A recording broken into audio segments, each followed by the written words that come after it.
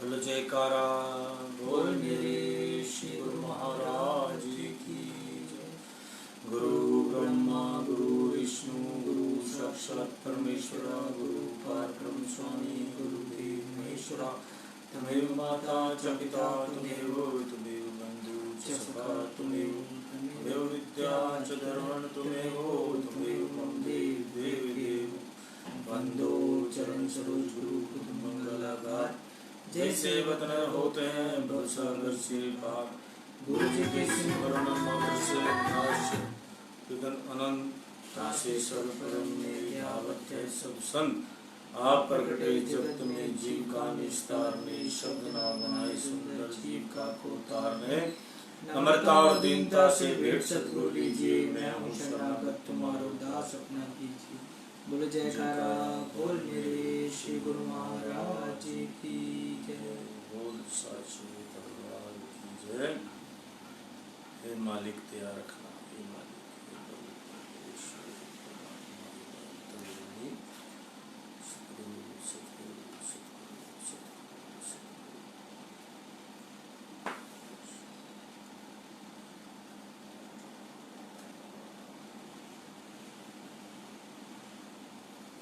आज 13 अगस्त 2020 वार वीरवार हम अमृतवाणी सेवा ट्रस्ट एवं श्री हरिहर सत्संग मंडल की तरफ से अपना दैनिक सत्संग आप लोग के सामने प्रस्तुत करते हैं।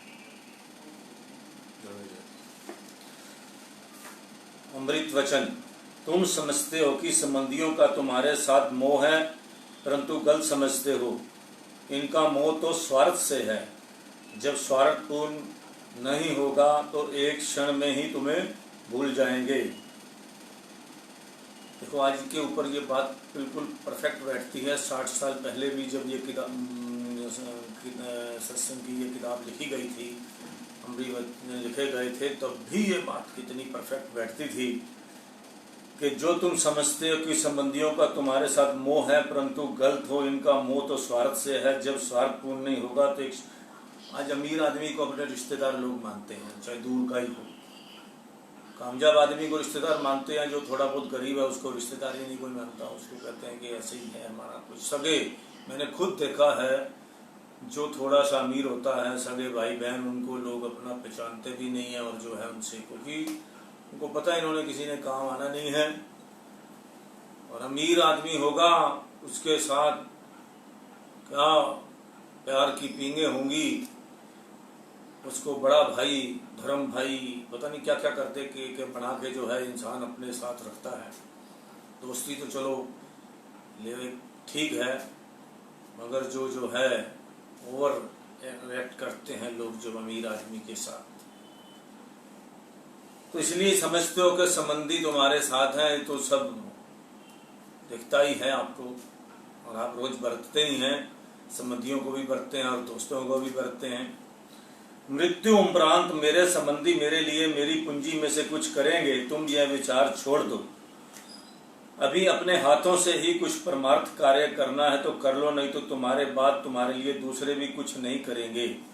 जीते जी जो करना कर लो। अपने हाथ से जो कमाई कर रहे हो, अगर आप 10 रुपए कमाते हो, चुन्नी भी अगर धर्म में लगा लो, क्योंकि मरने के बाद सोचो कि तुम्हारी पूंजी में से कोई निकालेगा तो बड़ा विरली बात होती है। कोई एक आधा, हर चीज में 1% लोग तो मानते ही हैं हम लोग के कहीं ना कहीं 135 करोड़ जनता में 1% नहीं तो 0.1% तो होंगे ही लोग जो किसी की संपत्ति में से कुछ धर्म कर्म कर लेते होंगे। जब किसी को प्रदेश जाना होता है तो अपने लिए रास्ते का सामान तैयार कर लेता है, परंतु आत्मा की यात्रा जो इतनी लंबी है उसके लिए हमने कोई तैयारी नहीं की।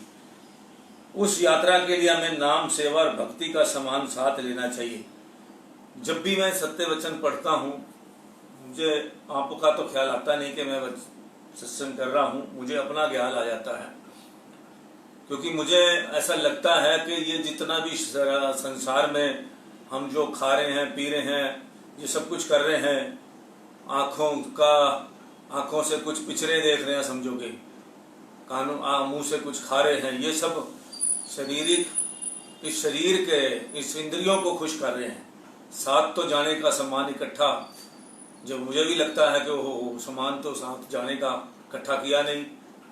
अब जिसको ये सच लगता है कि साथ जाने का सामान है कौन सा, तो वो भक्ति, परमार्थ, अच्छे काम में भी बड़ी बात है, निस्वार्थ काम। अच्छे काम तो होते हैं अभी गिव एंड टेक, उसके बदले में कुछ ले लिया, उसके बदले में दे दिया। ऐसे बहुत सारे हमारे परिवार में भी लोग हैं, अच्छे काम कर रहे हैं, भक्ति की तरफ जीरो हैं, भगवान के नाम से डरते हैं वो, मगर वो संसारी काम में फिट हैं, सच्चाई बोलते हैं, सच्चाई पे चलते हैं, और जो कोई नशा नहीं करते। ऐसे बहुत सारे हमारे मिलने वाले हैं जो ना नशा करते हैं ना अपना, लेकिन जो है दान पुण्य नहीं करते, सिर्फ यही है कि अपनी ड्यूटी निभा रहे हैं। तो मैं सोचता हूँ कई बार कि भाई आगे क्या होगा। अब मेरे पास हर चीज का जवाब है, क्योंकि अब मैंने सारी ग्रंथ पढ़कर जो है आगे का जवाब भी ढूंढ लिया है कि अच्छे काम हैं, चलो मनुष्य जन्म भी मिल गया, दान पुण्य तो किया कोई नहीं, परिवार का जो है एक तरह का पालन पोषण किया सही ढंग से, तो इसका इनाम मालिक क्या देगा?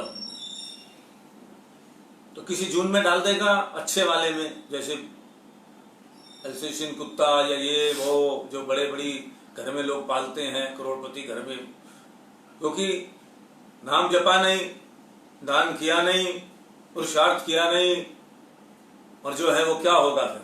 सोचो, आप भी सोचो, मैं भी रिसर्च करता हूं इस मामले में कि भाई जो है क्या होगा। कुछ नहीं मिलने वाला। परिवार का पालन पोषण किया, खाया पिया, सो गए, ये क्या हालत है? पशुओं वाली हालत है। नाम तो जपा नहीं, प्रभु जिस काम में आए थे वो किया नहीं, तो इसलिए भगवान तो जन्म तो मनुष्य का देने वाला नहीं। ये काम दूसरे करते हैं, परिवार के लोग हैं, लेकिन चिंता मुझे लग जाती है कि यार कितना अच्छा ये परिवार चल रहा है, लेकिन वैसे तो भगवान के दरबार में तो एक नंबर भी नहीं मिलना, क्योंकि नाम जपा नहीं, परोपकार किया नहीं, सिर्फ परिवार का पेट पाला, और जो है फ्रूट और सब्जियां खा खा के क्या हो गया उससे? वेजिटेरियन भी हैं, सब कुछ है, लेकिन कुछ किया तो नहीं ना। बस अपनी जो है परिवार, तो ये लेन देन का संबंध है, पालना ही पड़ेगा, वो तो पलेगा ही पलेगा। वो तो भगवान जो है जिस काम को करना है डंडा दे के भी करा लेगा, क्योंकि आपको भुगतना ही पड़ेगा। जो लेन देन के संबंध हैं, इसमें किसी तरह की जो निराकार प्रभु हैं वो कोई भी चीज को अपने जिम्मे नहीं लेते, वो तो तराजू रख के तोल के देते हैं। और जो साकार प्रभु हैं, हमारे मालिक हैं, वो तो हमारी पीड़ा भी अपने ऊपर लेंगे। इस बात के लिए हमें बड़ी खुशी होती है कि खुद बैठे होंगे हिसाब लेने के लिए, और साथ में खड़े होंगे, उनको कहने देंगे साइड से जाने दो इनको, क्योंकि ये हम अपने आप इनको संभाल लेंगे। पृथ्वी के कुछ जीवों का मालिक ने अपने ऊपर सब कुछ ले रखा होता है, जिनका मालिक होता है। आपको पता है कि गली में कोई कुत्ता हो, अगर उसके गले में पटा बना हो, हमारी मदर एक छोटी सी बात सुनाती थी कि उसके गले में पटा हो, तो लोग उसका कहते हैं इसका मालिक होगा जरूर, इसको मारना मत, नहीं तो वो लड़ने के लिए आ जाएगा। और जो आवारा कुत्ते हैं, जो मर्जी उनको मार दे, डंडा मारे, जो मर्जी मारे, क्योंकि उसका मालिक ही नहीं कोई, क्योंकि उसके गले में पटा नहीं है। तो ये जो है हमारा जो मालिक है, हमारे गले में जो है, हमारे पास जो नाम का एक वो गले में लटका हुआ कार्ड, VIP कार्ड, वो हमें बचाएगा। जब वो कार्ड हमारा दूर से चमकेगा कि ये प्रभु के बंदे हैं, नाम कम जपा हो ज्यादा जपा हो, 5 नियम हैं, 2 भी 4 भी पूरे किए होंगे तब भी थोड़ी राहत मिल ही जाएगी। लेकिन जिनके गले में वो नाम की माला नहीं है, जो जिसका कोई मालिक नहीं है, उसका क्या होगा? उसको तो फटाफट जो हिसाब किताब होता है उसका किया, और चलो भाई 84 में जाना है, 84 में जून में, ये तो लिखित है, आप देख रहे हैं संसार में कितना लोग दुखी होते जा रहे हैं। आपने चलो आपको फिल्म इंडस्ट्री वाले लोगों की बात बहुत अच्छी लगती है, उसके बारे में बता देता हूं मैं। ये भी सुशांत केस का ही हाल देख लो आप, किस तरह से माफिया ने उनको फंसा लिया उस बेचारे को, ना उसको कोई बीमारी ना कुछ। अब जैसे जैसे कहानी धीरे आती जा रही है, मैंने फट से उसको डिसाइड कर दिया था, डिक्लेयर अपनी फैमिली में कि इसका मर्डर है। क्योंकि कारण क्या है कि कोई आजकल का सिस्टम क्या है कि जब पैसा हो जाता है तो चारों तरफ आपके माफिया आपको घेर लेता है। बेचारा शरीफ आदमी था, ये जो कहते हैं हनी ट्रैप में आदमी घिर जाता है किसी न किसी चगुल में लड़कियों ने आके। ये तो लाइन ही ऐसी है, 9 पेज के अंदर उसने क्या क्या अपने प्लान बनाए थे, क्या क्या दुनिया भर का सिस्टम बनाया था बिजनेस के अंदर, मुझे कैसे ऊपर उठना है, सब धरे के धरे रह गए। और अगर यही थोड़ा भगवान की तरफ होता, ना इन चक्रों में पड़ता, ना गलत लोगों की सोबत में आता। मैं रोज एक बात समझाता हूं कि आपके चारों तरफ कुछ गंदे लोग आपको लगता है, आपको मैंने कल ही बताया था, आपके अड़ोस पड़ोस में हर जगह पर आपके कुछ लोग ऐसे घूम रहे होते हैं जो आवारा, जिनका कोई जो बच्चे जो हैं घर के आवारा हो जाते हैं, उनको अपनी सोबत में लेने के लिए घूम रहे होते हैं। समाज के अंदर इस तरह के लोग घूम रहे हैं जो फटाफट देखते हैं आवारा है, उसको अपनी टीम में शामिल कर लेंगे और उसका सत्यानाश कर देंगे, उसकी जिंदगी खत्म हो जाएगी। जिसका कोई काम धंधा नहीं करते, जो आवारा घूमते हैं, ऐसे भी हमारे पास बहुत सारे बंदे हैं जिन पे हम रिसर्च करके बैठे हैं। कुछ नहीं करना जिंदगी में, खाना है और सोना है, रात को लेट तक वो देखना है, मोबाइल और सहेलियां बनानी है, इसके अलावा कोई काम नहीं। ऐसे हमारे देश में भरपूर लोग हैं जिनकी कमी नहीं है, मेहनत करने वालों की भी कमी नहीं है, लेकिन इस तरह के भी लोग, वेले लोगों की भी कमी नहीं है। कसूर किसका है? माँ बाप का। शुरू से बच्चे के दिमाग में डाल लो, अपने पैरों पे आपने खड़े होना। जैसे फॉरेन में लोग डाल देते हैं 20 रुपए घंटा मिलेगा, $20 मिलेंगे, ये काम करो। आज आपने फेंसिंग पेंट करनी है, आज आपने ये करना है, घास काटना है। बच्चे पैसे, माँ बाप बच्चों को पैसे देते हैं काम करने के, उनको आदत पड़ जाती है काम करने की, अपना काम खुद करते हैं। जब पैरों पे खड़े होंगे उसके बाद वो धर्म पे भी चल पड़ेंगे, अगर आप धार्मिक संस्कार डालोगे तो। जब बच्चे के अंदर कुछ सीखने की ताकत पैदा हो गई तो किसी चीज को भी सीख सकता है वो। तो इसलिए हम अपने चारों तरफ नरक से बचो, संगत से, गंदी संगत से बचो। कोले की दलाली में हाथ पर काले हो जाते हैं। एक कोला भी दिखाने लगोगे किसी को भी कौन सी क्वालिटी का, तब भी काले हाथ हो जाने हैं। तो दलाली तो जब कोलों की करोगे, काले काम की करोगे, डेफिनेट है कुछ ना कुछ तो हाथ पे लगेगा ही लगेगा। तो इसलिए जो है नाम जपना, ये हमारा टिकट है मालिक के दरबार में जाने का। और हम इसलिए खुश हैं कि हमारे को तो सतगुरु दाता दीन दयाल मिले हुए हैं। 5 नियम में से 2 भी कर लिए, 3 भी कर लिए तो काम चल जाना है।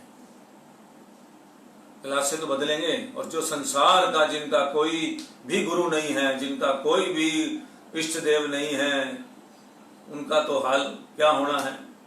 वही जो गली के कुत्ते का होता है, जो मर्जी उसका, गले में पटा तो है ही नहीं। हमारी मदर तो एक बार बड़ी ठोक बजा दी जाती थी कि भाई गले में नाम का, जब नाम का पटा होगा वो हमारे गले में लटका होगा। आज भी देखो वीआईपी को कैसे पीएम हाउस में जाना हो, कैसे फटाफट वो गली में वो दिखाना होता है अपना आई कार्ड कि मैं पीएम हाउस में जा सकता हूँ, एंट्री है मेरी। तो इसी तरह स्वर्ग की एंट्री जो है वो मालिक जब है, जब सामान ही नहीं बांधा। इसीलिए मैं ये जब एक लाइन पढ़ता हूँ ना तो मुझे भी कुछ लगता है कि भाई सामान इकट्ठा कर लो, उम्र का कुछ पता नहीं है। कुछ भी दान पुण्य उसको नजर रखो। रोज आदमी अपनी रोज सोचे कि मुझे कुछ अच्छा रोज करना है। हाँ, भगवान ने इतने करोड़पति और कितने अमूल्य हमारे को शरीर दिया है, अमूल्य। अंदर का तो अलाप छोड़ो, जो बाहर के हाथ पैर, जो किडनियां और ये सब दिए हैं, यही अमूल्य हैं। और अंदर की जो ताकत दी है वो तो ऐसे दी है कि आप ब्रह्मांड में घूम लो बिना हवाई जहाज के। तो इस तरह करके जो हमारे पास जो भक्ति की ताकत है उसका कोई बिगाड़ नहीं सकता, नाम की ताकत है उसका कुछ बिगाड़ नहीं सकता। अभी यदि अभी से भजन अभ्यास की प्रवृत्ति ना बनाई और शरीर निर्बल हो गया तो क्या करोगे? इसलिए अभी से यह स्वभाव बना लो कि बिना किसी अनुपस्थिति के प्रतिदिन कुछ समय भजन अभ्यास में अवश्य दिया करो, ताकि बाद में कोई कठिनाई ना हो। इस उम्र में ही, थोड़ी सी उम्र में ही, छोटी उम्र में ही भजन का जो है सिमरन करने का तरीका सीख लो और करना शुरू कर दो, नहीं तो पापी मन आपको उधर लगने ही नहीं देगा ध्यान। एक बार आदत डाल ली आपने इधर उधर की, मुंह मारने की गलत जगहों पे, तो ये ध्यान नहीं लगेगा। बड़ी उम्र में तो बड़ा सीखना बड़ा मुश्किल होता है। जो कुछ सीख लोगे तो छोटी उम्र में सीख लोगे, बड़ी उम्र में तो, और 60 साल के बाद तो आदमी कोई सीख ही नहीं सकता, बहुत इम्पॉसिबल है। चलो इम्पॉसिबल है, 40 साल तक तो फिर भी मान लो कि आदमी का ध्यान चला जाए, 45 साल तक। 60 के बाद तो वो ऐसा घसियारा बन जाता है कि उसने सब कुछ जो है वो तो फिर काटने वाला। अब मैंने जो 60 वालों के बाद के मैंने लोगों से जो है बातचीत करी है, 60 वालों को, हमारे बहुत सारे रिटायर्ड अफसर हैं, उनसे बात करता हूँ, उनको पुरानी यादें आती हैं। जिस भी 60 वाले से बात करो वो कहेगा आजकल मुझे वो अपना गांव याद आता है, मुझे वो याद आता है, मुझे अपना पिंड याद आता है, मैनू स्कूल का टाइम याद आता है जब असी तख्ती ते वो करते सी। उनकी वो ऐसी पुरानी उन ख्वाबों में घूमने लग जाते हैं जहां उनको जो चीजें अच्छी लगती हैं वो उनको दोबारा रिपीट होनी शुरू हो जाती हैं फिल्म की तरह 60 के बाद। हाँ, जो जबरदस्ती एक्टिव रहते हैं 60 के बाद, उनको भी आती तो हैं लेकिन वो दब जाती हैं, क्योंकि ये सीढ़ी है, कुदरत की तरफ से चलनी है। क्योंकि वो उसको अपने कर्म याद दिलाता ही दिलाता है भगवान कि मैंने पीछे अच्छा क्या किया, बुरा क्या किया, इन आंखों से क्या पाप किया, इन हाथों से क्या पाप किया, इन पैरों को चल के मैंने क्या क्या किसको दुख पहुंचाए। ये 60 के बाद फिर चलती है हमारी, कहते हैं 72 के आदमी, 72 के बाद तो 70-72 जाता है, इसको तो वैल्यू कोई नहीं है। पर लोग तो फॉरेन में तो फिर भी जो है कुछ अपने आप, उनको मैंने यहाँ भी देखा, इंडिया में भी फिर भी अपने काम में जिसने दिमाग लगा लिया फिर भी चल जाता है वो। बहुत लोग हैं जो अपना 85 वाले भी काम कर रहे हैं, ऐसी बात नहीं है। तो ये बड़ी रेयर लोग होते हैं, रेयर लोग, बहुत परसेंटेज कम है। अब दुनिया में परसेंटेज की बात होती है, परसेंटेज ज्यादा किन की है? परसेंटेज वही है रिटायरमेंट के बाद सफेद बाल दादा नाना लगने लग जाते हैं, और जब बुरी हालत होती है, शरीर ऐसा ऐब कर करके अस्थि पिंजर बन चुका होता है, और हम उनको कहते हैं ताऊ तेरा क्या हाल है, फिर वो ताऊ बन जाते हैं। 60 के बाद तो आदमी ताऊ बन गया, क्योंकि वजह क्या है कि अब हम जो है हरियाणा में तो यही बात होती है कि जो है उसके बाद फिर उसको कहने शुरू कर देते हैं, क्योंकि हालत तो वैसी हो जाती है, बच्चे हो गए सुनते हैं नहीं, तो इस तरह करके तो बार बार बातें ये करने का, घूम फिर के बात और मजे से बात करने का बात एक ही है। जो कल कबीर दास जी का आपको दोया सुनाया था, कबीरा आदि साखी ये कोटि ग्रंथ कर जान, नाम सच जग झूठ है सुरत सबद पे जान। इस एक के अंदर जितने ग्रंथ पढ़ लो, महाग्रंथ पढ़ लो, उसके भी महाग्रंथ पढ़ लो, बड़े बड़े संतों की बाणियां सुन लो, बड़े बड़े जाओ, सारे सत्संग जितने हैं ये नाम की दृढ़ता के ऊपर किए गए हैं कि आप सत्संग सुनो और प्रभु का, आपका प्रभु के नाम में आपका मन लगे। इसलिए ये सारे सत्संग हम ये इसलिए सारी बातें करते हैं, ये थोड़ा बहुत हम क्रिटिसाइज भी समाज में करते हैं, क्योंकि लेटेस्ट जनरेशन जो है, जेंट्री हमारी जो आ रही है वो बड़ी अलग ही तरह की आ रही है, उनके विचार ही ऐसे हैं। एक बंदा मुझे बड़ी देर तक MBA की बात सुनाता रहा, तो मुझे तो 1 मिनट में समझ आ गई वो क्या सुना। MBA पढ़ा हुआ था और अच्छा पैकेज ले रहा था, पड़ोस में हमारे रहता है, तो मैं उसके पास बैठा उनसे ज्ञान लेता रहता हूँ, क्योंकि वो मैं हर जगह अनजान बनकर ज्ञान लेता हूँ, बड़ी शराफत से सब चीज़ का ज्ञान लेता रहता हूँ कि भाई देखो आज का समाज का ज्ञान जरूरी है। कमाल की बातें होती हैं उनकी, बड़ी सिस्टम को बदलना चाहते हैं, दुनिया की क्रांति वाली बात करना चाहते हैं, वो हैं जीरो, कुछ नहीं है। क्योंकि वही बात, पढ़ाई नहीं है, पढ़ाई तो है, किताबें पढ़ ली, कहते हैं वो एक वो धोया भी है, पोथी पढ़ पढ़ पंडित भया, इस तरह करके कोई एक है, वो आएगा तो आपको धोया सुनाऊंगा। प्रैक्टिकली कुछ नहीं है, किसी के पल्ले कुछ नहीं है। तो मैंने उनको कहा, समझाया कि तुम तो यही समझाना चाहते हो ना मुझे कि पहले जो मैं तुम्हें हिंदी में समझा रहा हूं, पहले साल दुकान खोलो, कोई भी, चाहे बैंक खोलो, मल्टीनेशनल कंपनी खोलो, कुछ भी खोलो, सिर्फ पहले हट्टी जाते थे, पहले साल हट्टी, फिर चट्टी, फिर खट्टी, तीसरे साल खट्टी होती है। जब आपका ब्रांड बन जाता है तो आप उस ब्रांड के हिसाब से आप कमाने लग जाते हो। आज भी वही हो रहा है, दुकान नई नई खुलती है, उसको पहले मल्टीनेशनल कंपनियां आती हैं, यही तो एमबीए में सिखाया जाता है कि पहले इन्वेस्ट करो, मार्केट में फेंको सिस्टम को, सस्ता बस्ता कुछ भी करो, फिर उसके बाद जब आपकी रेपुटेशन हो जाए, लोगों ने यूज कर लिया, फिर लोग जमने लग जाते हैं, आने लग जाते हैं। फिर उसके बाद खट्टी तब होती है, लाइनें लग जाती हैं, जब आप ईमान सब लोग देख लेते हैं कि ईमानदारी से सब काम ठीक चल रहा है।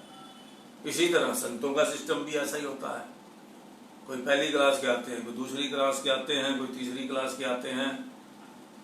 बड़े लोग इस हर लाइन में लोग लगे हुए हैं, पॉलिटिक्स में भी ऐसे आए हुए हैं। दुनिया आती है राजनीति करने के लिए और कई डिप्रेशन लेके चली जाती है, कोई पास हो जाते हैं, कोई फेल हो जाते हैं। ये तो दुनिया का बड़े बड़े दुनिया के, आप सोचो कि राजनीति में कितना आदमी आता है, लाखों आदमी राजनीति करना चाहता है। बिहार तो यूपी भरा पड़ा है लीडरों से, वो इतना आदमी। इसी तरह भक्ति की रास्ते में भी बड़ी दुनिया चलने वाले आती है, कोई पहली क्लास में गिर जाती है, कोई दूसरी क्लास में गिर जाती है, कोई तीसरी में आगे बढ़ते ही कोई नहीं है। उनको ये भी नहीं होता, भटक ही जाते हैं कई तो भक्ति से कि हमें किसको माने। थोड़े दिनों बाद जो है एक गुरु आते हैं, वो दूसरा, मैं आपको बड़ी हंसी वाली बात बताता हूँ धर्म की। रोहतक में आप लोग बड़े सारे इसमें रोहतक वाले भी सुन रहे होंगे, तो मैं अपना छुट्टियों में रोहतक जाता था अपने नानकों में, तो वहां पे दुर्गावन मंदिर है, बड़ा फेमस मंदिर है। उस टाइम तो हमारे को छोटे होते तो बड़ा विशाल लगता था, आजकल बड़ा छोटा लगता है आप जब जाते हैं तो। उस मंदिर में जो है कोई कथावाचक आता था, वो जो है वहां के जो प्रधान हैं श्याम सुंदर जी उस टाइम होते थे, वो जो है वो प्रधान जी वो कथा कराते थे। इतनी अच्छी कथा होती थी, इतना कुछ होता था, हो दुनिया उनको गुरु धारण कर लेती थी। घर पर फोटो मिलने लग जाती थी, उनकी फोटो मिलती थी घर घर। अब वो चले गए जी 2 महीने कथा करके, फिर थोड़े दिनों बाद कुछ और संतनी आ जाती थी, हरिद्वार से लाते थे कोई संत कथा करने वाले, फिर वो उनकी फोटो हट जाती थी या पड़ी रहती थी, तो दूसरे की फोटो लग जाती थी। घर घर फोटो जब देखो तो मैं जाता था तो कभी परिवार में वहां पे तो देखता था आज फोटो नई आ गई है, और उनको जो संतनी जो आई हैं या संत आए हुए हैं दूसरे वाले, उनका भोजन है घर पर, उनकी पूरी साथ में सभी संत साधु समाज आया हुआ है, खाना खा रहा है। फिर दूसरे को गुरु धारण कर लेते थे, इसी तरह तीसरे को कर लेते थे।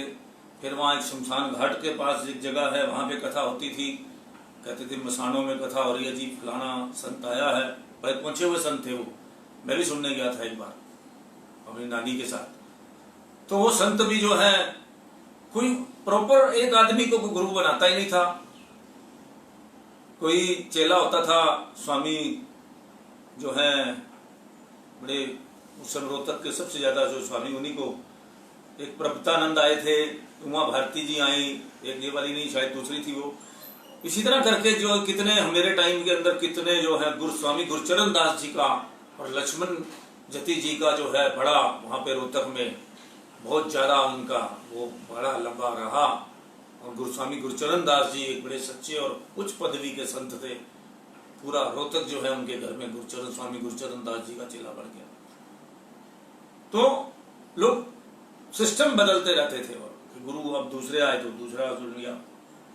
तो ये सिस्टम जो है, संतों की कथा सुनो जरूर, लेकिन एक पहुंचे हुए गुरु जो महापुरुष हैं उनके साथ जो है कथा सुनना सबकी जरूरी है। किसी को तो अपना बनाना चाहिए ना, तो वो भी गुरु बनाना है। अब सत्संग तो दुनिया सिखाती है, शिक्षा तो हम सब जगह ले लेते हैं। तो इस तरह करके जो है इस झूठे यौवन के सौंदर्य का अभिमान ना करो, क्योंकि देख भी रहे हो कि कोई युवावस्था में ही खाली जा रहा है। जो गुण तुम्हें सदगुरु के निकट ले जाते हैं उनमें उन्नति कर रहे हो या नहीं, ऐसा ध्यान रखना चाहिए। यह विश्वास करो कि तुम्हारा प्रत्येक कार्य प्रभु देख रहे हैं, वह उत्तम न्यायकारी पक्षपात नहीं करेंगे। पाप करके पश्चाताप करना और फिर दोबारा वही पाप करना अपने को धोखा देना है। मालिक तुम्हारे कर्मों का लेखा करेंगे, इसलिए ऐसा कर्म ना करो कि उस समय लज्जित होना पड़े।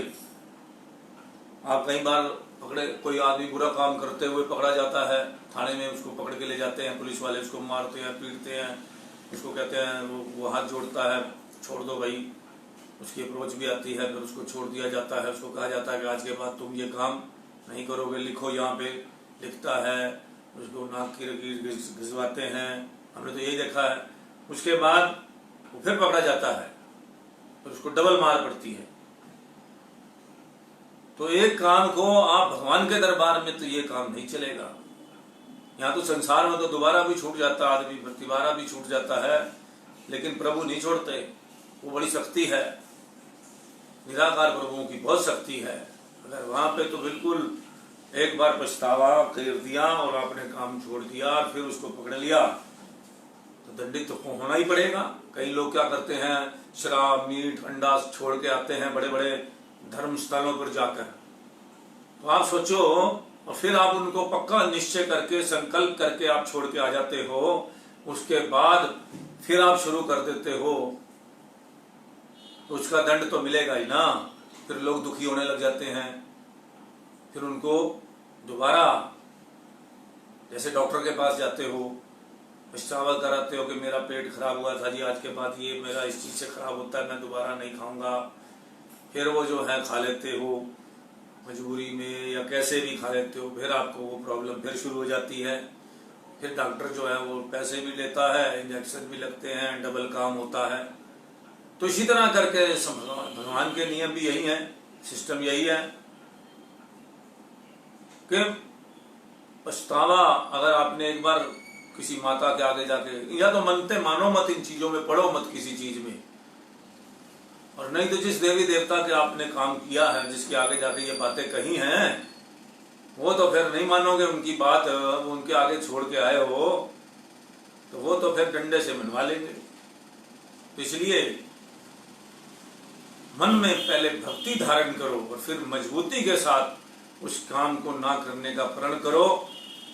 उसके बाद जो है, क्योंकि फिर पछतावा एक बार कर दिया तो फिर दोबारा ना करना पड़े। लेकिन 90% लोग कर देते हैं, इतनी ज्यादा तादाद है कि उस काम को भूल जाते हैं, फिर वही काम कर लेते हैं। और शराबियों का तो खैर ऐसे ही काम हो जाता है। इसलिए लेकिन जब आप सच्चे संत महापुरुषों को की रहनुमाई में उनके साथ चलोगे, उनके सत्संग में चलोगे, उनके सारा चीजों का पालन करोगे, तो वो होने नहीं देंगे, वो ताकत बख्शेंगे, ताकत देंगे अपने साथ में। क्योंकि ये चीजें छोड़ने से पहले जो आपको मैं बता रहा हूं, ये सारा खाना पीना जो है, ये तामसिक चीजें छोड़ने से पहले आपको तामसिक विचारों के लोगों का साथ छोड़ना पड़ेगा, फिर वो चीजें छूट सकती हैं। हमारे पास भी अभी थोड़े दिन पहले माँ बाप आए थे कि मेरा बेटा, उनका बेटा बहुत बिगड़ा हुआ है, वो बड़ी गंदी संगत में है।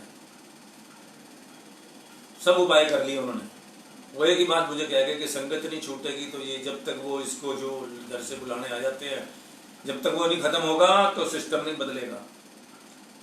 संगत नहीं बदलोगे तो वो फिर खाना पीना कैसे छूटेगा, क्योंकि शाम को फिर वो जब घंटी बजेगी तो सारा काम फिर शुरू हो जाएगा, क्योंकि उसका दिमाग आएगा वहां चलेंगे, सिगरेट पिएंगे, वहां चले शराब पिएंगे, ये करेंगे वो करेंगे। ये सारी चीजें हम दुनिया में, हम इन लोगों से, इन चीजों से निकल चुके हैं। इसलिए हम सब बातें बड़ी विस्तार से बता देते हैं और लोगों को बता दिया सारी बातों का। कोई आप सभी रोटी को चोची थोड़ा कहते हो, सब समझते ही हो बात को।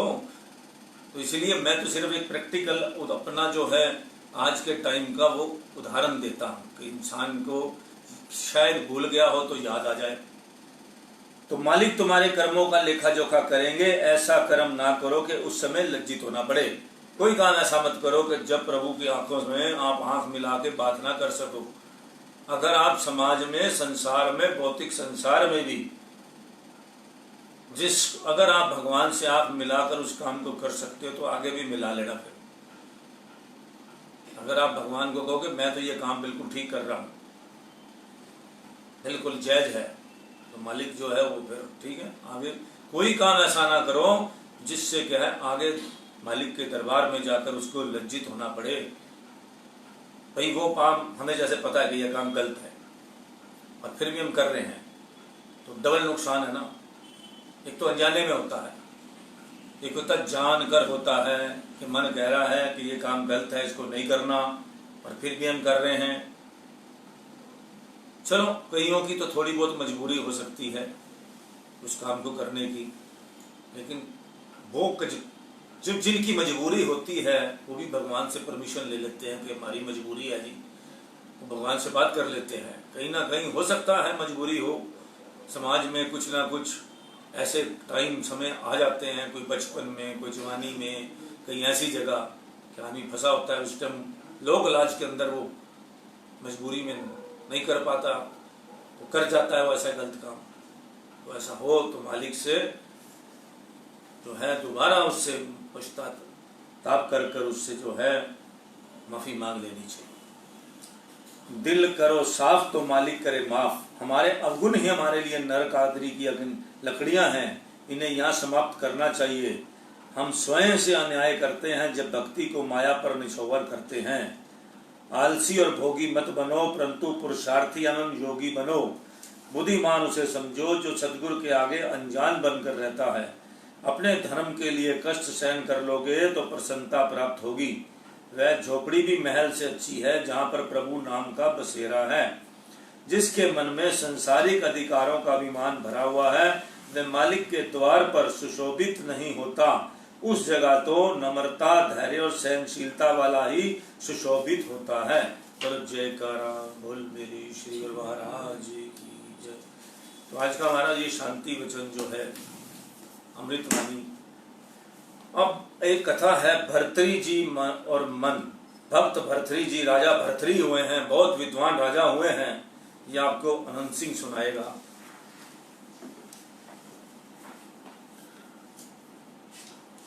भर्तृहरि जी और मन। भर्तृहरि जी और मन। भर्तृहरि जी राजा थे। राजपाट से विराग हो जाने पर फकीर हो गए। एक बार फकीरी की हालत में शहर से गुजर रहे थे, देखा तो एक हलवाई की दुकान पर भांति भांति की मिठाइयों के थाल सजे पड़े हैं। जी ललचाया, मन कहता है मिठाई खाओ, परंतु पल्ले पैसा नहीं है और बिना पैसे के हलवाई देता नहीं। मन ने सलाह दी कि जंगल में जाकर लकड़ियां चुनो, उन लकड़ियों को बाजार में बेचकर जो दाम मिले उनसे मिठाई खाओ। मन की मानकर भृत जी जंगल में गए और लकड़ियां चुनकर बाजार में ले गए। उनके बिकने पर जो दाम मिला उनसे मिठाई मोल ली। मन प्रसन्न था, कहता है मिठाई खाओ। भृत जी ने कहा यह बाजार है। भर्तृहरि जी ने कहा यह बाजार है, भांति भांति के लोग जा रहे हैं। वे देखेंगे कि एक भगवा लिबास साधु मिठाई खाता जा रहा है कि तो मेरे लिए यह शर्म की बात होगी। उचित यह है कि शहर से बाहर जाकर किसी एकांत स्थान पर वृक्ष की छाया तले बैठकर चल खाएं। यद्यपि मन नहीं मानता था, वह कहता था कि अभी खाओ, परंतु जैसे तैसे फिर भी भट्ट जी ने शहर से बाहर एक वृक्ष के नीचे पहुंच गए। मन कहता है अब तो खाओ। भरत जी बोले सामने थोड़ी दूर ही एक नदी दिखाई दे रही है, वहां जाकर स्नान करेंगे, भूख भी लग जाएगी, देखने वाला भी कोई नहीं होगा, स्नान के पश्चात खाएंगे। भाव यह है कि भट्ट जी और मन के बीच एक प्रकार के संघर्ष शुरू हो गया था। देखें अब कौन जीतता है और कौन हारता है। भर्तृहरि जी नदी के किनारे पहुंचे, स्नान किया। भूख तो निसंदेह लगी हुई थी, परंतु वहां पहुंचने तक मन की ताकत भी कुछ कमजोर हो चुकी थी। भरत जी बलवान हो गए थे। बोले, ए मूर्ख मन, तूने मिठाई के लालच में आज जंगल की लकड़ियां चुनाव कर मुझे ख्वार किया। क्या घर में इन चीजों की कोई कमी थी? ठहर, अब तेरी खबर लेता हूँ। तब उन्होंने बाएं हाथ में मिठाई का कूड़ा उठाया तथा दाएं हाथ से मिठाई का एक दाना उठाया। मन खुश हुआ कि अब तो मिठाई खाएंगे, परंतु भरत जी चूंकि बलवान हो चुके थे, उन्होंने उस दाने को मन को दिखा दिखा कर नदी में फेंक दिया। फिर दूसरा दाना उठाया, उसे भी मन का तरसा तरसा कर नदी में फेंक दिया। फिर तीसरे को भी ऐसे ही किया। भाव की एक एक दाना करके सब मिठाई नदी में फेंक दी। मन को कुछ भी नहीं दिया और बोले, लाल जड़ित मंडप तजे तजी सहसर नार, अजहू कामना न तजी रेमन तोहे धिक्कार। ए मन, तूने हीरे लालों से जड़े हुए महल त्यागे, हजारों रानियों को त्याग किया, राजपाट तथा हुकूमत छोड़ी और फकीर वेश धारण करके भगवान का भजन करने के लिए घर से निकले। ये सब कुछ त्यागने के पश्चात तूने कामना फिर भी न त्यागी। ए पापी मन, तुझे धिक्कार है। मन चूंकि भरत जी से युद्ध करने पर हार चुका था, इसलिए कुछ बोला नहीं। संत कहते हैं, मन जीव का शत्रु है। यह जब हमला करे और अपनी मन भावना चाहे तो इसके आगे हथियार डालने नहीं चाहिए, बल्कि डट कर मुकाबला करना चाहिए। यदि गुरु की सहायता का हाथ शामिल है तो शत्रु हारेगा और जीव को विजय प्राप्त होगी। बोलो जयकारा बोल मेरे श्री गुरु महाराज। ये राजा भर्तृहरि थे, बड़े मशहूर राजा हुए हैं। उन्होंने संन्यास ले लिया अपना राजपाट छोड़कर। तो उसके बाद उनका जलेबी खाने का दिल किया। वो अपना उसको माना नहीं, मन के खानी है। उन्होंने जलेबियां ले ली। तो वो जो है वही कथा ये थी, हम बचपन में हमारी नानी जी हमें सुनाती थी। तो वो जो है उस टाइम तो उनका मन जो है बड़ा भारी था कि मुझे जलेबी खानी है। जब वो गंगा जी में नहाने के बाद वो राजपाट छोड़कर जो है अपना संत बन गए थे। तो उसके बाद वो जो खाया, तो अब वो जब नहाने के बाद उनका मन जो है उस टाइम तो बड़ा हाई था कि भाई मुझे खानी है। उसके बाद उनका मन कमजोर पड़ गया और आत्मा स्ट्रोंग हो गई कि तूने क्या तुमने इतना राजपाट छोड़ दिया, इतनी रानियां छोड़कर, इतना सब कुछ छोड़ने के बाद तुम संत बन गए, और संत बनने के बाद अभी भी तुम्हारे खाने पीने की कामनाएं नहीं गई, तो उन्होंने अपने आप को लानत दी। इसी तरह इंसान जो है कई बार भटक जाता है। अगर थोड़ा टाइम अपने मन को शांत रखे तो वो अपनी जगह पर आ जाता है। कई बार बड़ा तीव्र लोभ आदमी के मन में उठता है किसी काम का। जब तीव्र लोभ उठा हो दिमाग में, तो उस टाइम वो काम करना नहीं चाहिए। मैं आपको बता रहा हूं, वो घाटे का काम है। बिना सोचे समझे लोभ बहुत ज्यादा उठ गया तो कहीं ना कहीं फंस जाओगे। ज्यादा लोभ में इंसान बड़ा घाटा खा जाता है। शांत मन में थोड़ा सा सोचकर अगर आप किसी काम को बिजनेस में या किसी चीज में भी करते हो, बहुत ज्यादा लोभी आदमी ने तो फंसना ही फंसना है। जैसे मैंने कितनी बार देखा है, शायद देख लो, या अब तो खैर गुड़ बार सड़क पे नहीं पड़े होते, या गांव में तो होता ही है कि घर के अंदर गुड़ पड़ा है, मक्खियां बिन बना रही हैं। तो मैं देखता था उसके अंदर कि गुड़ की वेली पड़ी है, चिपचिपा हो जाता था गुड़, तो उसके ऊपर जो है मक्खियां बिन बनाई थी। तो कई देखो मक्खियां जो हैं, कई तो वो हल्का सा बैठ के अपना खा पी के उड़ जाती थी, और कई मक्खियां तो चिपक ही जाती थी उसके अंदर। ऐसे ही हमने शहद में देखा, मतलब कि जो भी मीठी चीज होती थी, जो भी चीज होती थी, तो कहीं तो उसके अंदर अपने आप की शहीदी हो जाती थी, और कहीं जो है इसलिए भौरा भी जो लिखा है इसके अंदर ग्रंथ के अंदर कि वो ज्यादा खुशबू ज्यादा उसके अंदर चूसने के चक्कर में जब फूल को रहता है तो फूल का जो है वो रात को जो है उसका वो बंद हो जाता है फूल, और भौरा उसी के अंदर बंद हो जाता है, कैद हो जाता है। इसी तरह जो लोभ है, जब भी आप इस संसार में आपको किसी चीज से ज्यादा लोभ हो रहा हो, बड़ा शांति से उसको थोड़ी देर बाद उस डिसीजन को लोगे, लोभ को छोड़कर, तो वो डिसीजन बहुत अच्छा होगा। मैं भी करता हूँ, आप भी करो। जिस चीज की हमारे को अहंकार चढ़ा हो सिर के ऊपर, उस टाइम अगर हम थोड़ी देर इंतजार कर लें और अहंकार जब नीचे उतार के उसको नीचे बिठा दें अपनी विल पावर से कि भाई तुम क्यों ऊपर चढ़ा हुआ है हमारे, थोड़ी देर नीचे बैठ जाओ, तो फिर देखो आप डिसीजन कितना अच्छा होगा, फिर इशू नहीं बनाओगे किसी चीज़ को। और जब काम की भावना, वासनाएं की भावना आपके सिर पे चढ़ी हो, ये बड़े बड़े बलात्कार होते हैं, इसी वजह से होते हैं। भूत बनकर जब किसी चीज़ का, ये 5 भूत हमारे सिर पर चढ़ के बोलते हैं, उसके ऊपर हमारे ऊपर चढ़े होते हैं, उसको आपको महसूस भी होता है कि चढ़ गए हमारे ऊपर, ये अब इनका राज हो गया है, आत्मा का राज खत्म हो गया, तो फिर ये जो है आपको अपने कब्जे में लेकर वो काम करा देते हैं।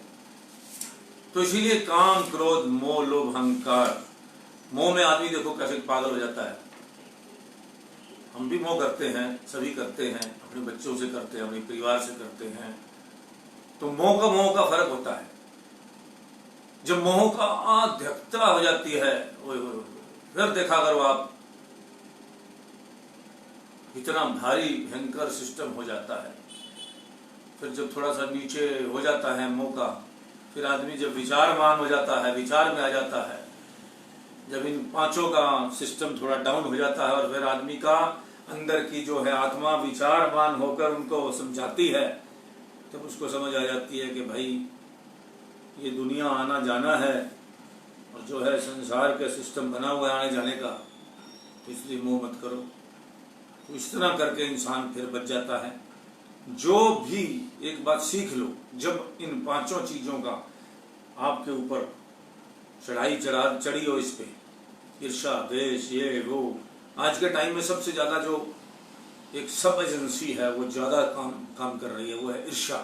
हर आदमी एक दूसरे को देखकर बड़ा परेशान है, ये अच्छा कपड़े क्यों डालता है, ये अच्छी गाड़ी में क्यों घूमता है, ये अच्छा पहनता क्यों है, ये अच्छा इसके चेहरे पे खुशी क्यों रहती है। ये बड़ी प्रॉब्लम है आज के टाइम में। और जिसको लोग देख के आते हैं दूसरे को, मुंह उजड़ा हुआ है, घर में खाने को नहीं है, उसको लोग कहते हैं, फिर उसका मजाक उड़ाते हैं। ये जो है गंदे काम बंद कर दो। आज आप पे वक्त आया है, कल पता नहीं आप कब आपका भी पांव फिसल जाए। आग अच्छे हैं, अब चल रहे हैं, अच्छे ढंग से चल रहे हैं, किसी दिन ये पता नहीं, अभी कहते हैं अभी वो नाव मझधार में कब पांव फिसल जाए। अभी तो आप ये कोई संसार रूपी जो ये क्या कहते हैं उसको, सागर पार नहीं हो गया अभी कोई कि आप लोगों का मजाक उड़ा सको। अभी तो पता नहीं नाव अपनी मझधार में चल रही है, पता नहीं वो एक झटके में रात को ही ऐसे घूम गई तो काम खत्म। हमने तो ऐसे देखे हैं जो रात को करोड़पति थे, सवेरे जमीन पे आ गए। तो इसलिए कुछ नई चीज का भी मान मत करो, ये तो सब ऐसे ही है, नकली काम है। तो इसलिए अनंत सिंह अब आपको भूल वो सुनाओ ना अपना एक, इसके बाद छोटी, अच्छा एक कथा आप और सुनो। सत्संग, भूल और शूल। कबीर वो दिन याद कर, पग ऊपर तल शीस, मृत्यु मंडल में आए के भूल गयो जगदीश। ये सुन लो, खास तौर पे इसका मतलब सुन लो। ये जब माता के पेट में हम थे तो उस टाइम का ये दोया है कि जब सिर नीचे था और टांगे ऊपर थी और लटके हुए थे, और क्या क्या भगवान से हम कह के आए थे, हमें बाहर निकाल दे भगवान, के हम सब कुछ ठीक करेंगे। प्रस्तुत दोहे में परमसंत श्री कबीर साहिब जी जीवों को चेतावनी देते हुए कथन करते हैं कि ए जीव, तू उस दिन को याद कर जबकि माता के गर्भ में तेरे पांव ऊपर और सिर नीचे था, अर्थात तू उल्टा लटका हुआ था। उस दुख से पीड़ित होकर तू उस समय परमात्मा से विनय करता था कि हे प्रभु, मुझे एक बार इस नरक कुंड से बाहर निकाल दो, मैं संसार में जाकर हर समय तेरा भजन सुमिरन करूंगा। परंतु होता क्या है कि जीव संसार में आकर मायावी धंधों में पड़कर अपनी वास्तविकता को नितांत भूल जाता है। फकीरों का कौल है, तुझे मालूम है किस वास्ते इस बाग में आया, वह क्या मतलब था कि ये जितने बाहर आदमी आकर ये सब भूल जाता है। क्यों भूल जाता है? जो मैं एक विचार करता हूँ, ये मैं हर बार ये बात पढ़ता हूँ कि इंसान माता की जो है कोख में बड़ा जन्म देता है तो बड़ा कस्में उठा के आता है कि भाई मैं जो है बाहर निकलकर जो है भक्ति करूँगा, प्रभु तेरा पाठ करूँगा, सब कुछ करूँगा। उसके बाद वो भूल जाता है। इसका मतलब इंसान का दिमाग उस टाइम बचपन में भी काम कर रहा होता है, कि बाहर आकर जो है, और जो दृढ़ निश्चयी होते हैं उनको शायद जो बड़े संत महापुरुष होते हैं, पैदा होते हैं माँ की कोख से, उनको जरूर याद रहता है। जो उनको याद रहता है तभी वो संत महापुरुष हुआ, संत महात्मा बनते हैं, क्योंकि उनको जो है फिर उधर ध्यान रहता है पुराने संस्कारों की वजह से। और ये जो बाहर आते हैं और भूल जाते हैं, इनके संस्कार वैसे ही होते हैं जैसे हम पुलिस में जाके कहते हैं, पुलिस का डंडा पड़ता है, फंसे होते हैं, हमारी एक आदत होती है जब फंसे हुए होते हैं कि भाई माफ़ कर दो सर, जब मजिस्ट्रेट के आगे हाथ पैर जोड़ते हैं कि भाई माफ़ कर दो, हम आगे से नहीं करेंगे, तो ऐसे लोग होते हैं जो बाहर आकर फिर भूल जाते हैं, उन पर फिर माया का सिस्टम चढ़ जाता है। तुझे मालूम है किस वास्ते इस बाग में आया, वह क्या मतलब था कि जिस वास्ते सुल्तान ने भिजवाया। ना भूले से भी कोई दम इधर कुछ ध्यान फरमाया, कि मैं हूँ कौन, जाता हूँ किधर, किस सिमत में आया। जीव को माया की दलदल में फंसा देख सत्पुरुषों को करुणा हो आती है। वे जीवों को अपना कर्तव्य सुझाने हेतु संसार में आते हैं, क्योंकि इस भूल को कितना दुखदायी परिणाम निकलता है, इसका विस्पष्ट वर्णन निम्नलिखित दृष्टांत चरितार्थ करता है। प्राचीन समय की एक प्रचलित कथा है कि एक देहाती गवार को पेट दर्द की शिकायत हुई। उस गांव में कोई हकीम या वैद्य न था। वहां से कुछ कोस पर एक शहर था। वह देहाती वहां के वैद्य के पास गया। वैद्य ने रोग देखकर दवा दे दी और साथ ही कहा कि घर जाकर भोजन ना करना। उसने पूछा तब क्या खाऊं? वैद्य ने बतलाया कि खिचड़ी बनाकर खा लेना। देहाती बेचारा सीधा साधा था, उसने कभी खिचड़ी का नाम तक ना सुना था। वैद्य से पूछा कि महाराज खिचड़ी क्या चीज होती है? वैद्य ने उत्तर दिया, तुम केवल खिचड़ी का नाम याद रखना, गांव में जाकर किसी से पूछ लेना कि खिचड़ी क्या चीज होती है, वह तुम्हें बता देंगे। सीधे साधे देहाती ने ऐसा ही किया। शहर से निकलते ही वह लगा खिचड़ी खिचड़ी रटने। पहले तो वह मन ही मन रटता रहा, फिर लगा जोर जोर से पुकारने। उसने सोचा इस प्रकार खिचड़ी शब्द याद रहेगा। चलते चलते वह एक नदी के किनारे पहुंचा तो वह हाथ मुंह धोकर पानी पीने लगा। पानी पीते समय खिचड़ी की रटन बंद हो गई। पानी पीकर उठा तो वह शब्द भूल चुका था। अब लगा दिमाग दौड़ने के वैद्य ने खाने को क्या बताया था। कई बार दिमाग लड़ाने पर अंत में उसके मस्तिष्क में यह विचार आया कि खिचड़ी ऐसी ही कोई एक शब्द वैद्य ने बताया था। अब पूर्वज लोग जोर जोर से रटना खाचीड़ी खाचीड़ी। मार्ग में एक खेत पड़ता था, उसमें बाजरे की फसल तैयार खड़ी थी। किसान खेत में से चिड़ियां उड़ा रहा था। उधर से गुजरता हुआ वह देहाती अपनी ही धुन में खाचीड़ी जोर जोर से पुकारता चला जा रहा था। किसान ने जब ये आवाज सुनी तो सिर से पांव तक गुस्से से भर उठा और कहने लगा, अरे मूर्ख, यहाँ तो हम चिड़ियों को उड़ाते उड़ाते पसीना पसीना हो रहा हूँ और तू कहता है खा खिचड़ी खाचीड़ी खाचीड़ी। किसान ने दौड़कर उसकी गर्दन पकड़ी और 2-4 तड़ातड़ तमाचे लगा दिए। बोले, क्या क्यों बे, तेरा बाप का खेत है क्या जो तू कहता है खाचीड़ी? मेरा तो इन चिड़ियों को उड़ा उड़ा कर नाक में दम हुआ जा रहा है, तू कहता है खा ले खा ले। मैं हाथ जोड़कर कांपता हुआ बोला, भले आदमी, मैं तो निर्दोष हूँ, मैं तो वैद्य का बताया पाठ घोट रहा हूँ, अब जो तुम बताओगे वही मैं कहूँगा। किसान कड़का अब आया सीधी राह पर। खबरदार, कभी ऐसी बात मुंह से ना निकालना। तुम कहो कि उड़ चिड़ी। देहाती बोला, अच्छा यही कहूंगा, और उड़ चिड़ी कहता हुआ अपने गांव की तरफ बढ़ चला। अभी थोड़ी दूरी पहुंचा था कि आगे एक बहेलिया जंगल में जाल बिछाए बैठा था। इधर उधर फुदकती हुई चिड़िया दाने के लोभ में जाल के नजदीक हो रही थी और संभव था कि वे जाल में फंस जाती। इतने में ये उधर से आ निकला। इसकी उड़ चिड़ी की ऊंची आवाज से जाल के निकट आती हुई सब चिड़िया उड़ गई। यह देख व्याध ने आप देखा ना ताव, बेचारे देहाती को जा पकड़ा और लगा उछल कर मारने। अब कमबख्त, मैं चिड़ियों को जाल में फंसा रहा हूँ, मैं क्या तेरे बाप का नुकसान करता हूँ जो तू कहता है उड़ चिड़ी? बोल, मैंने तेरा क्या बिगाड़ा है? देहाती बेचारा मार खाकर भौचक्का तो हो ही रहा था, पर फिर भी हाथ जोड़कर कहने लगा, जैसे उस खेत वाले ने कहा था वैसे ही तो कह रहा हूँ, अब तू ही बता क्या कहूँ? व्याध बोला, अब यूं कह कि आते जाओ फंसते जाओ। बहुत खूब, ऐसा ही कहूँगा। कहकर वह चलता बना और कहता जाता था कि आते जाओ फंसते जाओ। दूसरी ओर से चोरों का दल चला आ रहा था। वे किसी धनाढ़े घराने की चोरी करने जा रहा था। वह ऊंची आवाज में आते जाओ फंसते जाओ कहता हुआ चला जा रहा था। चोरों ने जब ये सुना तो उसे पकड़कर धर पीटा। बोले, अरे नालायक, तेरे बाप का घर तो नहीं लूटा हमने, जो हमें कह रहा है आते जाओ फंसते जाओ। वह बेचारा फिर हाथ बांधकर भय से कांपता हुआ बोला, अच्छा, जो आप कहोगे मैं वही कहूंगा। चोर उसे बेतहाशा पीट पीट कर बोले, देख, ऐसा ना कह, तुम कहो कि ये रख आओ और ले जाओ। भोले देहाती ने कहा, अच्छा, अब यही कहूंगा। यहाँ से मार खाकर बेचारा यही रटते हुए चलने लगा कि ये रख जाओ और ये ले जाओ। मार्ग में एक गांव के मुखिया की मृत्यु हो गई। ग्रामवासी मृतक को उठा उसी रास्ते में जा रहे थे। इधर से इसकी आवाज को उन्होंने सुना कि ये रख जाओ और ले जाओ। वे सब दुखी तो पहले से ही थे, इसलिए शब्दों ने उनके कटे पर नमक छिड़का। ऐसे शोक के समय में भी इस अनाड़ी को हंसी करने की सूझ रही है। उनमें से कुछ एक ने उसे जा पकड़ा और मार मार कर अधमरा कर डाला। उन्होंने कहा, अरे अकल के धनी, क्या बकता है? ऐसे समय में तो यूं कहना चाहिए कि ऐसा दिन भगवान किसी को न दिखाए।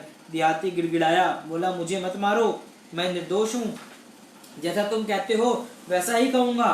तत्पश्चात ऊंची आवाज में ऐसा दिन भगवान किसी को न दिखाए कहता जा रहा था। कुछ आगे चला तो मार्ग में किसी के घर विवाह हो रहा था। धूप धूम मची हुई थी। उधर में उसका गुजरना हुआ। यह बोलता जा रहा था कि ऐसा दिन भगवान किसी को ना दिखाए। बारातियों ने ये शब्द सुने तो आग बबूला हो उठा। अब फिर पूर्वत बेचारे की पिटाई हुई। कुछ व्यक्ति गरज कर बोले, खबरदार, ऐसा कभी ना कहना। तो फिर क्या कहूँ? देहाती थिरकती हुई आवाज में बोला, यो कहना, ऐसा दिन सबका नसीब हो। उसने मान लिया और वह दोहराने लगा। वह इस वाक्य को, ऐसा दिन सबको नसीब हो, रटता हुआ बढ़ता जा रहा था। जहाँ से वह निकला वहाँ एक बच्चे का फूड़ा निकला हुआ था और वह उसकी पीड़ा से करा रहा था। बच्चे के संबंधियों ने जब उसे ये कहते सुना तो उनका पारा चढ़ गया। उन्होंने बेचारे को बुरी तरह से पीटा। देहाती भराई हुई आवाज से पूछने लगा, तो फिर क्या कहूँ? अरे मूर्खराज, ऐसा मत कह, तू यूं कह कि ये मूर्ख, ये सूख जाए, ये सड़ जाए। उन्होंने समझाया। इसके बाद वह ये सूख जाए, ये सड़ जाए, ये कहता चला जा रहा था। कुछ आगे पहुंचा ही था कि एक माली पौधा लगा रहा था। तो वह क्या सुनता है कि ये सूख जाए, ये सड़ जाए। माली का अत्यंत दुख हुआ कि ये कौन है जो मेरी मेहनत पर पानी फेरने की कोशिश कर रहा है। सिर उठाकर देखा तो एक देहाती कहता जा रहा था, ये सूख जाए, ये सड़ जाए। वे गुस्से में लाल पीला होकर उसकी मरम्मत करने लगा। यह रो कर कहने लगा, मत मार भैया, जो तू कहेगा वही मैं कहूंगा। इस पर माली ने कहा, अब यूं कहना, इधर भी लग जाए उधर भी लग जाए। उसका मतलब यह था कि मेरी पौधे सब तरफ लग जाएं। देहाती अब यही वाक्य दोहराता हुआ चलने लगा, इधर भी लग जाए उधर भी लग जाए। वे अब अपने गांव के निकट आ पहुंचा था। गांव के बाहर कुछ झोपड़ों में आग लगी हुई थी। आग की लपटें उठ उठ कर आकाश में बातें कर रही थी। सभी लोग कमर बांधकर आग बुझाने में व्यस्त थे। कोलाहल सा मचा हुआ था। इधर ये देहाती इधर भी लग जाए उधर भी लग जाए कहता हुआ निकला। लोगों ने सुना तो आवेश में भर गए कि हम बड़ी मुश्किल में हैं। आग पर नियंत्रण नहीं किया जा रहा है और ये कहता है कि इधर भी लग जाए उधर भी लग जाए। सबने मिलकर उसे पीटना शुरू कर दिया। उनमें से एक वृद्ध गुस्से से उबलता हुआ बोला, मारो इस अकल के धनी को। यहाँ तो हम आग से लड़ते लड़ते जले हो रहे हैं और ये हम और भी अधिक आग लगाना चाहता है। मारो इसे, इतना मारो कि मार मार के इसकी खिचड़ी बना दो। खिचड़ी शब्द का उसके कान में पड़ना ही था कि उसकी जान में जान आई। वह चौंका और हाथ बांधकर बोला, बस बस और ज्यादा ना मारो। अब मैं कुछ ना बोलूंगा जिसके लिए मैं इतनी देर से मार खा खा कर अधमरा सा हुआ चला जा रहा हूँ। वह खिचड़ी शब्द मुझे मिल गया है। अब मुझे निरपराध को छोड़ो। इस पर लोगों ने उसे छोड़ दिया और उसने भी खिचड़ी खिचड़ी की रट लगाते हुए घर की राह ली। यह कथा कितनी रोचक और शिक्षाप्रद है। जिस प्रकार की उस रुग्ण देहाती को वैद्य ने पथ्य के लिए खिचड़ी खाने को बताई थी, किंतु वह उस शब्द को भूलकर दुखों का शिकार बना। इस प्रकार ही संत सद्गुरु भी जीव को, जिसकी की आत्मा जन्मों में से रोगी है, पथ्य का सेवन करने के लिए नाम रूपी औषधि बताते हैं। ये जीव के रूहानी रोगों के लिए रामबाण औषध है। पर जीव मालिक के नाम को मायावी कीच में धंसकर नितांत विस्मृत कर बैठता है, जिसके परिणाम स्वरूप मृत्यु के बाद उसे 84 लाख योनियों का मुंह देखना पड़ता है। कभी शेर जैसी हिंसक योनि प्राप्त करता है तो कभी सांप बिच्छू बनकर प्राणी मात्र के लिए भयरूप तथा दुखप्रद बन जाता है। प्रत्येक जन्म में चाहे पशु योनि हो अथवा कीट पतंग का शरीर मिले, मात्र इसी प्रभु नाम का विस्मृत करने का ही प्रत्यक्ष प्रमाण है। जिसके कारण घोर दुखों व कष्टों का सामना करना पड़ता है। अतएव प्रत्येक जीव का कर्तव्य है कि मानव जन्म में वह सद्गुरु के बताए हुए सच्चे नाम को हर समय स्मरण रखे, क्योंकि संत सत्पुरुष ही जीव को इन नरक योनियों के कष्ट कलेशों से निवृत्त दिलवा सकते हैं। अतः सदैव सद्गुरु को प्रदान किया हुआ नाम ही जपते रहना चाहिए, जिससे 84 लाख योनियों के कष्टों का सामना ना करना पड़े। बोलो जयकारा बोल मेरे महाराज की। तो लास्ट में आपने इस बात को समझ लिया। इस कहानी का पूरी का मतलब ये था कि महापुरुष हमें जो है जो समझाते हैं, हम आके भूल जाते हैं इस संसार में, और फिर वो किसी तरह मार खा कर फिर जो है किस तरह जाके देखा उसने कि फिर उसको याद आया अपना मालिक का नाम, तो फिर वो बच गया। तो इसी तरह जो है हमें जो है लास्ट में यही बात आती है कि जो प्रभु ने हमारे 5 नियम बनाए हैं, हमारे आरती पूजा सत्संग सेवा सिमरन ध्यान, इसकी तरफ अपना ध्यान रखना चाहिए और अपने मालिक का नाम जपना चाहिए। नाम बिना नाहि निस्तारा, और गुरु नानक देव जी भी लिख गए, कलयुग केवल नाम आधारा, सिमर सिमर ना उतरे पारा। बाकी किसी ने काम नहीं आना, काम क्रोध मोह लोभ अहंकार किसी ने काम नहीं आना। सब तरफ से हमारे को इन चीज़ों से मारी पड़नी है। अब इनको अपने पास रखेंगे, ये हमारे इतने कहते हैं ये हमारे शत्रु हैं, ये शत्रुओं को अपने पास रखोगे तो इससे मार पड़ेगी। और जब अपना मालिक को अपने साथ रखोगे, भगवान को साथ रखोगे, और वो जो है वो बचाएगा भी और हमें सही रास्ते पर भी चलाएगा। अपने काम करते हुए कहते हैं हथ कारवाल दिल यारवाल, अपने मालिक को अपना दोस्त बनाकर उसके कहने पर उसके हिसाब से अपना जो है अच्छे बच्चों में भी अच्छे संस्कार डालो और खुद भी अच्छे रास्ते पर चलो। सच्चाई पे, ईमानदारी पे, नेक नियत से ही आपको सब कुछ मिलना है। जिनकी नियत खोटी है उनको इस संसार में कुछ नहीं मिलना, खाली हाथ आए और खाली हाथ चले जाना है। संसार का काम अलग तरीके का है, पेट भरने का काम है, और आत्मा का काम जो है, आत्मा की खुराक जो है वो नाम है, जिसका हमें सिमरन करना है। आत्मा की खुराक पूरी करोगे तो सारी खुराकें पूरी हो जाएंगी, और संसार की खुराक, पेट की खुराक, कपड़े डालोगे, ये करोगे वो करोगे, इसका कोई फायदा नहीं होना। इस सजने संवरने का फायदा भगवान के दरबार में इसकी कोई कीमत नहीं है। भगवान की दरबार में सारा जीवन उच्च विचार और नाम सिमरन की कीमत है। इसके अलावा और कुछ भी उठे नहीं चलना। पंजाबी सुन लो, देसी भाषा ये है कि किथे भी रात दे दरबार दे अंदर अपने मालकां तो इलावा कुछ भी सुनाई किसी नहीं सुननी हैगी। उत्थे कहंदे आ तेरे काम दे होणगे नबेड़े कि जात किसे पुछनी नहीं। उत्थे कर्मा दे होणगे नबेड़े ते जात किसे पुछनी नहीं। ना वहाँ जात पूछनी है, ना किसी ने पूछना है कि तुम पंजाबी हो, हरियाणवी हो, कैनेडियन हो, अमेरिका से आए हो।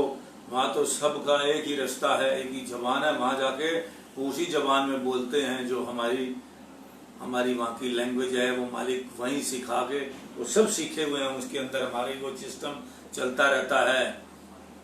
जब वहाँ की बातें सुनोगे आगे की, तो आगे जाके सब एक ही लाइन के अंदर होते हैं।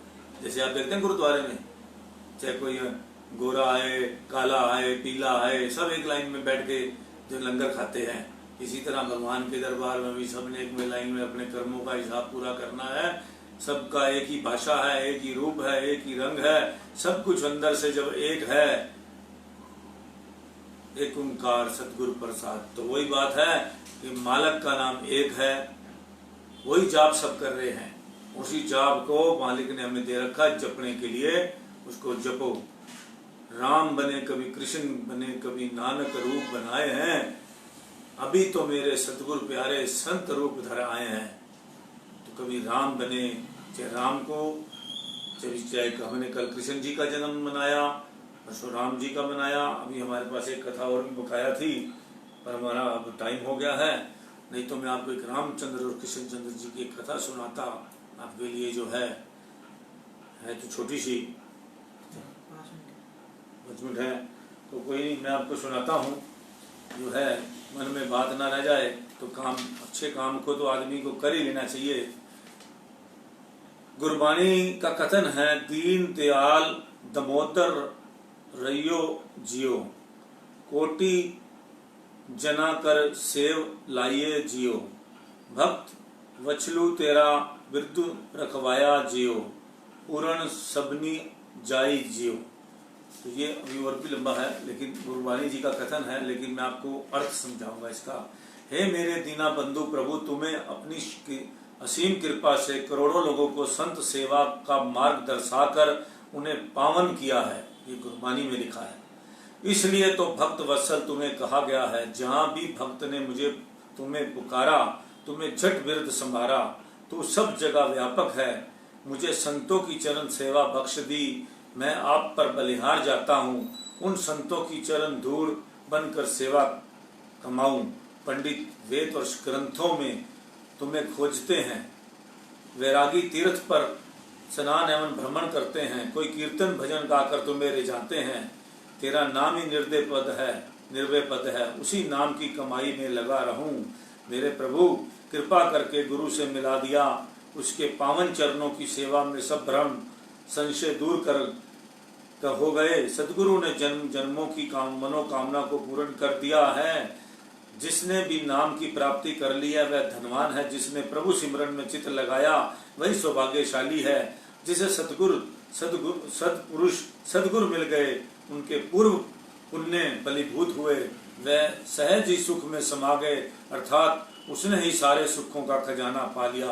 भक्त वत्सल अर्थात भक्तों का प्यारा, विरद संभारण हारा, भक्त की भक्ति से प्रसन्न हो गए अथवा किसी को अपना प्रिय बना लिया तो उसके दुख दर्द दूर करके अथवा उसके मान के बढ़ाने के लिए स्वयं कितने भी कष्ट उठाने पड़े कोई परवाह नहीं करते। साकार से निराकार और निराकार से साकार रूप में प्रकट होकर भक्त वत्सल नाम को सार्थक करते हैं। प्रेमी भक्तों के प्रसंग अंत मानस में आह्लाद भर देते हैं। जीवन में एक नई प्रेरणा जागरूक होती है कि भगवान के दर्शन का यह दिव्य नजारा कितना प्यारा दिखाई देता है जब उसे किसी झांकी में देखते हैं या याद करते हैं। एक प्रेमी ने अपने सदगुरुदेव जी के श्री चरणों में विनती की, महाराज क्या ये प्रसंग या प्रेमियों अथवा संतों के प्रमाण स्वरूप सत्य स्वरूप होते हैं?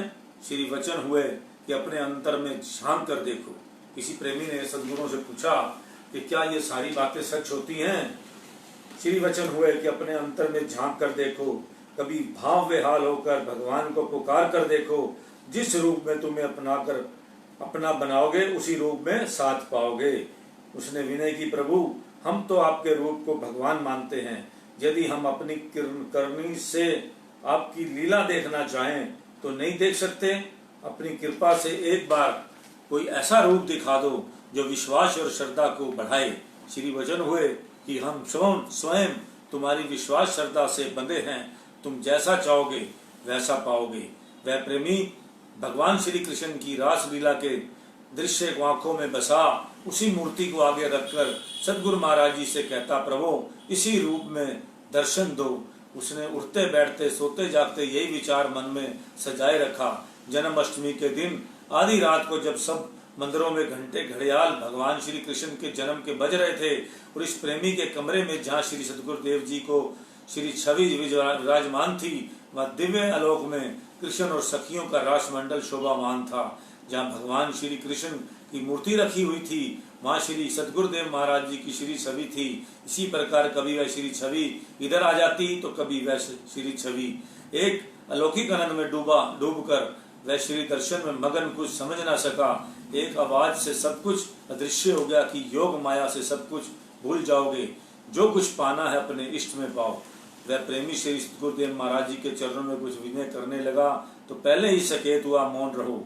भक्त वत्सल भगवान के लिए कोई युग नियत नहीं है कि द्वापर में कृष्ण हुए और त्रेता में राम। वे कलयुग में या त्रेता में कृष्ण कैसे आ सकते हैं? यह उसकी अपरंपार लीला है जिसका गुणगान करो, सुनो और भवलोक में दर्शन भी कर सकते हो। हनुमान जी अमर हैं, प्रेमियों की भक्ति अमर है, उनके प्रमाण भी अमर हैं। जो एक बार हनुमान और अर्जुन दोनों ही एक स्थान पर उपस्थित थे। हनुमान भगवान श्री राम जी का गुणगान कर रहे थे और अर्जुन भगवान श्री कृष्ण जी का। सब जानते ही थे कि राम और श्री कृष्ण भगवान के रूप में है, परंतु भक्त को अपने इष्ट देव में विशेष श्रद्धा होती है। वह अपने इष्ट को ही सर्वगुण संपन्न और सर्वोपरि जानता है। जब हनुमान जी श्री राम जी के बल पौरुष की कथा सुना रहे थे तो अर्जुन ने कहा तुम्हारे राम इतने शक्तिशाली थे तो समुन्दर पर पुल बनाने के लिए भालुओं और बंदरों का इतना कष्ट क्यों दिया, उन्हें इतने बड़े बड़े पत्थर लाकर देने पड़े। हनुमान जी ने कहा पुल कैसे बनता। अर्जुन ने कहा उन्होंने बाणों से पुल क्यों नहीं बना दिया। हनुमान जी ने उत्तर दिया बाणों के पुल से बड़े बड़े शक्तिशाली भालू बंदर कैसे पार हो सकते थे, वह तो टूट जाता। अर्जुन ने कहा मैं सामने सरोवर पर बाणों से पुल बनाए देता हूँ, यदि तुमने उसे तोड़ दिया तो मैं अपना गंडीव त्याग दूंगा। हनुमान ने उस समय भगवान राम को सच्चे नाम की दात भगवान को याद नहीं किया। हनुमान ने उस समय भगवान राम को याद नहीं किया, उसे अपनी शक्ति पर अहम आ गया। मैं भूल गया कि बचपन में श्राप के कारण वे अपनी शक्ति से काम नहीं कर सकते, यदि उन्हें याद दिलाएं तो उनकी शक्ति उन्हें काम दे सकती है। अर्जुन ने मन ही मन भगवान श्री कृष्ण को याद किया और आशीर्वाद लेकर पुल बनाया। हनुमान आवेश में आकर उस पर कूदे एवं पूरी शक्ति लगा दी, किंतु पुल टस से मस न हुआ। एकदम उन्होंने भगवान राम से अपनी लाज बचाने की शक्ति मांगी। वही कृष्ण वही राम, जैसे हनुमान पुल पर कूदे तो पुल एक और झुक गया और भगवान श्री कृष्ण पुल के नीचे कंधा दिए खड़े दिखाई दिए। हनुमान झट पुल से नहीं उतरकर श्री कृष्ण के पास आए और वहां श्री राम दिखाई दिए। हनुमान जी ने कहा अर्जुन क्या बाजी लगाई, सोच समझ कर काम किया करो। भगवान श्री कृष्ण पुल के नीचे तुम्हारे लिए स्वयं इसका भार सहन कर रहे हैं। सतगुरु यही फरमाते हैं आहा का भाव कभी भी मन में न आने पाए, सेवक बन सेवा में दिल लगाएं तो भगवान श्री परम सखा बनकर अंग संग रहेंगे। यही उनका बिरद है। वही राम है, वही कृष्ण है, वही सब कुछ है। रामचंद्र जी जो जिसको प्यारा है भगवान तो जिस रूप में आप जिसको प्यार समझते हो, जिस रूप में आपको प्यार आता है उसी रूप में याद करो, मालिक तो उसी रूप में आ जाते हैं, क्योंकि ये सब हम सब मालिक के रूप हैं। तो आज का सत्संग हमारा यही समाप्त होता है। कुछ ना कुछ अच्छी बात ये जो आप ले जाते हो उसमें कुछ ना कुछ जरूर किसी ना किसी को जरूर सुनाया करो, ताकि उनके भी भाग जो हैं थोड़ा बहुत भगवान की तरफ उनका भी ध्यान लग जाए। आपकी कोशिश सिर्फ एक यही रहनी चाहिए कि जो भगवान को नहीं मानते या नास्तिक लोग हैं उनको आप जरूर जो है मालिक के चरणों में जोड़ो। यही हमारी सच्ची भक्ति है। इसके अलावा अगर आप पैसों से कुछ नहीं कर सकते, किसी से, लेकिन किसी को मालिक के चरणों में प्यार, उसके प्यार से जोड़ सकते हो तो भगवान के चरणों में जरूर उसको जोड़ो। और भगवान जो उसके मन में मैल चढ़ी हुई है भगवान के खिलाफ कि भगवान होता नहीं है, नास्तिक है, ये नास्तिक फास्तिक क्या होते हैं, सभी आस्तिक हैं, मगर ये है हमारे मन के ऊपर जो मैल चढ़ी हुई है इसलिए हम नास्तिक हो जाते हैं। तो इसलिए इस चीजों को जो है लोग पैसे को ज्यादा मानते हैं, उसको ज्यादा पैसे की ताकत को ज्यादा मानते हैं, संसार की ताकत को ज्यादा मानते हैं। भगवान की ताकत को जो कम मानते हैं वो नास्तिक हैं, और जो भगवान की ताकत को ज्यादा मानते हैं वो आस्तिक हैं। चाहे उनके पास पैसा ज्यादा है, जो भगवान को मानते हैं उनके पास पैसा चाहे ज्यादा है, लेकिन नास्तिक के पास पैसा कम हो तब भी उसके पास अभिमान और घमंड का भरपूर सिस्टम रहता है। इसलिए आस्तिक नास्तिक में यही फर्क होता है कि जो बहुत भगवान के कीचड़ ज्यादा चढ़ा हुआ है वो नास्तिक है, और जो प्रभु के नाम और उनकी ताकत देख चुका है वो आस्तिक है। इसीलिए हमेशा अपने मालिक के नाम के साथ रहो, आस्तिक ही रहो। जो वर्ड हमारे को दिए गए हैं आस्तिक और नास्तिक के, जो मैल चढ़ी हुई है वो नास्तिक है, जो भगवान को जहाँ मानता है वो आस्तिक है। तो इसलिए मेरे मालिक सभी को जो है सद्बुद्धि दे, और हमारे संसार के अंदर जो हमारे अभी हम इसी युग में ही सतयुग के स्वरूप के दर्शन करें, तो हमारे लिए यही सबसे बड़ी बात है। बोलो जयकारा, बोल मेरे श्री गुरु महाराज।